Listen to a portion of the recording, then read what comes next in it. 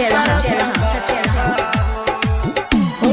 हाथ में कमंडल चलू करे अभिनंदन अइले बाबा विश्वकर्मा हो, अइले बाबा विश्वकर्मा हो, अइले बाबा विश्वकर्मा हो, अइले बाबा विश्वकर्मा हो। चंदन देखा हो छै पूजा बंदन अइले बाबा विश्वकर्मा हो, अइले बाबा विश्वकर्मा हो, अइले बाबा विश्वकर्मा हो, अइले बाबा विश्वकर्मा हो, अइले बाबा विश्वकर्मा हो,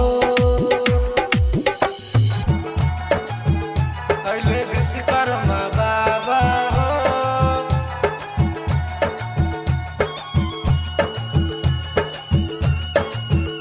अइले विश्वकर्मा बाबा हो।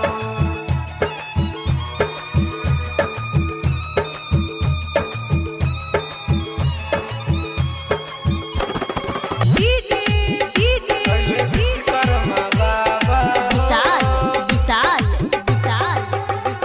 पूजै छै सब लोग इनका, पूजै छै महेश दिगंबर, हाथी सवारी क के अइले, आज छै 17 सितंबर, आज छै 17 सितंबर।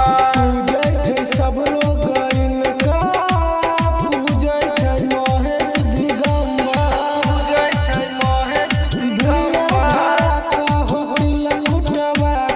बुनिया झरा का होती लकुटवा का प्रसाद बनवावा हो, अइले विश्वकर्मा बाबा हो, अइले विश्वकर्मा बाबा हो, अइले विश्वकर्मा बाबा हो।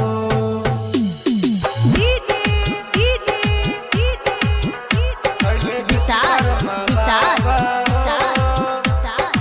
छचे रहा मोबाइल नंबर 9931069574।